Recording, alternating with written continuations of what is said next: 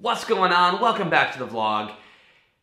Well, it's Monday and I was planning on doing a Q&A vlog today about my week in the life of a teacher videos. I get a lot of questions on those and I planned on doing a Q&A with that, but something happened in the classroom today and I really feel like I should talk about it and share it because I just want to talk about this issue. It might be affecting many teachers and I just want to start the dialogue on it, and it has to do with student behavior. So hang on, let me get my coffee right quick. Let me get it. Okay, so if you don't know, I teach kindergarten, and the part of kindergarten that makes it uniquely difficult to teach is that for a lot of kids, I'm their very first teacher, and this is their very first time stepping foot in a school, ever. And so I don't just, teach academics. I have to also teach social skills, and not just saying, this is not just a kindergarten issue. I mean, it continues on. I know, it continues on. The unique issue about kindergarten is, now most parents will get their kid ready for kindergarten and talk to them about kindergarten and what to expect and why school is important and that you have to listen to your teachers and you have to do your work, and sometimes you have to do things that you don't want to do, and you're there for a long day and you have to be nice to your friends and you try to make friends and be a good person, and most parents do that. But the problem comes when some parents don't do that and they just drop oh, I guess you're five. Oh, it's that time. I guess you're five. Here, go in this building and be there. Like, they have no explaining on what kindergarten is, what to expect, what school is, respecting authority.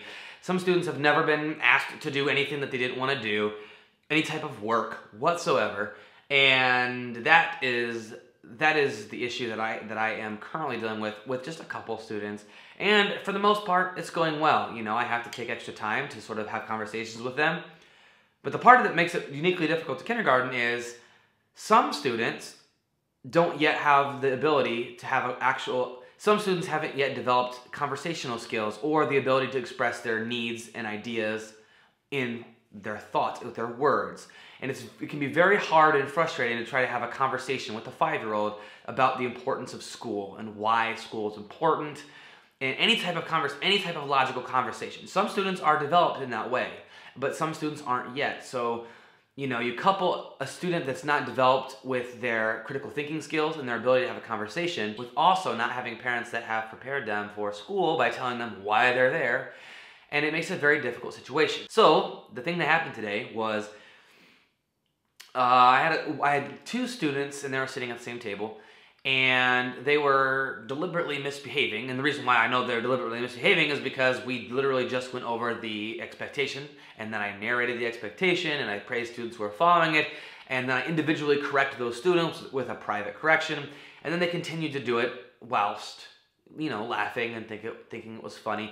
And the first time I see a student, it happens every year, by the way, but the first time I see a student that is intentionally misbehaving and they know that they're misbehaving and then they laugh about it and think it's fun, it's almost like the glass breaks. It's like boom.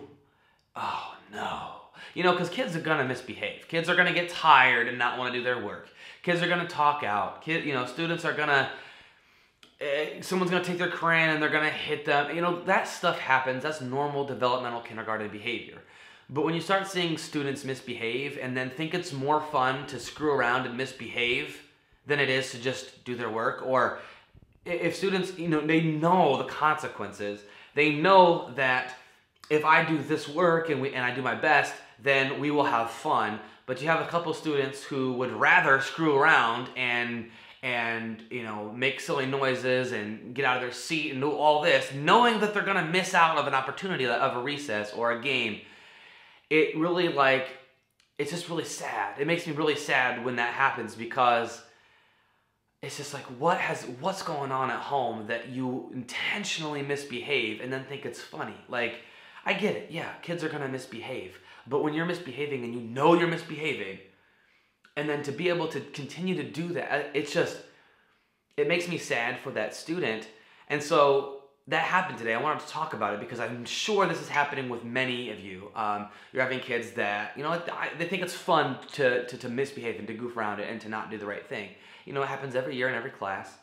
So I wanted to talk about what to do to remedy this because it's not easy. How do you get a student to be, because you can give rewards and all this and that and consequences, but at the end of the day, if a kid's not internally motivated at all to do school at all, it's just not going to work. Everything that you do is just a band-aid.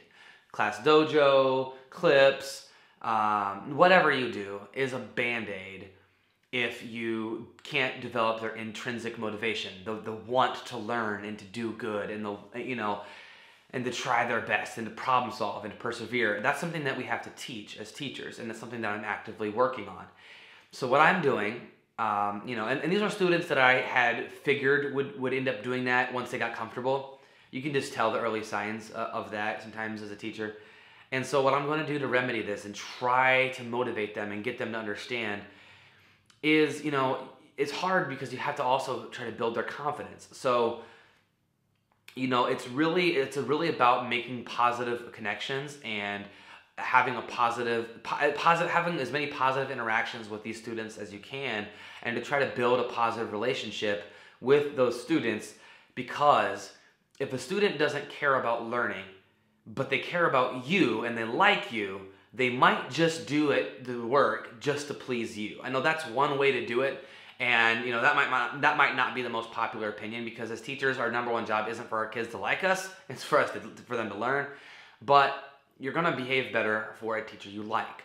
So I'm going to try to make more personal connections with these students and to try to at least get them to like me, which is sometimes not easy. And you definitely don't want you don't want the student to catch on that you're trying to get them to like you, because they might take advantage of that.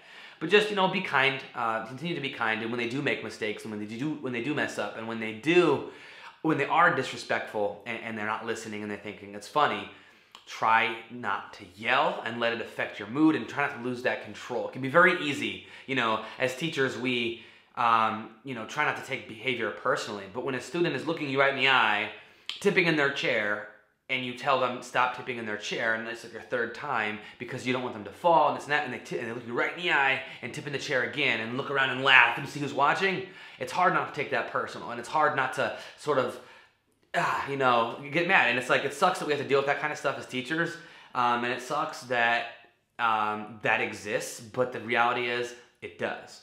In every classroom, every year, that type of behavior usually happens. And so the only thing we can do is how to deal with it. So trying to build those relationships with those students, and when they do misbehave, be very even keel, be very non-judgmental, non-emotional, be very matter of fact. I like to focus on what they should be doing, not what they are doing wrong. So instead of saying, stop tipping in your chair, say, all four legs of the chair on the floor. Or we sit like this in kindergarten. Give them what they should be doing. Or if they're goofing around and they're not doing their work, say, remember, right now, you should be tracing these numbers, and you should have your tummy tucked, your voice quiet, and you're working on your work. If you get done early, draw a picture in the back. Remind them of what they should be doing rather than saying, stop goofing around, because they might say, I'm not. Then that starts the engagement. So don't engage. If they start back talking, I know it's hard when students are back talking you. Don't re-engage, don't reignite the fuel, because they've won. If you find yourself in a power struggle with a child, they've already won, especially if it's public. So try your best not to engage. Be very matter of fact. When they back talk you, just repeat your direction again in a very calm way. Right now, I need you to go to timeout. When you're ready to learn and ready to follow these 3 rules, tummy's tucked, voice quiet, and crayons and pencils moving on our work, you may join the classroom and join your table once again. Please go take a timeout. Go to the timeout area. Whatever you got to do, whatever you got to say, and try to make it private as much as you can. I know sometimes you got to call them out in the middle of class if it's appropriate, but this is, it happened today, and it's unfortunate, and I'm working very much this year on maintaining and focusing on the positivity, because here's what happens. You have 20 kids, okay, and 3 of them are completely acting a fool. And say, for example, you have 4 tables, and there's 1 kid at each table acting a complete, and it's very easy to go, oh my gosh, nobody's listening. Oh my gosh, I don't know what to do. I'm putting out small fires. And start, you get yourself like all worked up. When you realize it's top, so stop, step back, and look at the 17 kids that are doing it right, and praise them and thank them, and focus on that, because 17 out of 20 doing the right thing, that's pretty good, right? I mean, that's okay. We can live with that. So try to isolate those students that are misbehaving, especially if they're disrupting others. Have a place in your classroom that they can go for a timeout. I mean, that's just the way it is. We live in a world where, teachers just aren't respected the way they used to be at all times. Some students aren't taught that, so we have to, in those situations, it's a respect, you gotta give it to get it kind of thing. So I'm gonna show you respect, even though you're not showing me respect right now. Even though you're laughing at everybody, or you're calling kids names, you're tipping in your chair, you're not doing your work, even though you're not being respectful, I'm gonna respect you by respecting your, I'm not gonna embarrass you in front of the class. I'm not gonna make a example out of you. I'm gonna try to preserve that dignity and save face by privately correcting you, because I'm gonna respect you, and then I think in the long run it'll work out. So I just wanted to share that with you today. Next Monday I'm gonna do a classroom week in the life of a teacher Q&A, because I get so many wonderful questions and I feel like they need to be answered on video so everybody can hear. But thank you so much for watching. If you're having any similar behaviors or instances, if you have any tips for other teachers or for me about how to deal with it, or if you want to share your experiences with a situation where you had a student like that and then you fixed it, please comment down below so we can sort of have the dialogue on it. I appreciate it. Find a gift, share it with the world, and remember, you are worth it. See you tomorrow.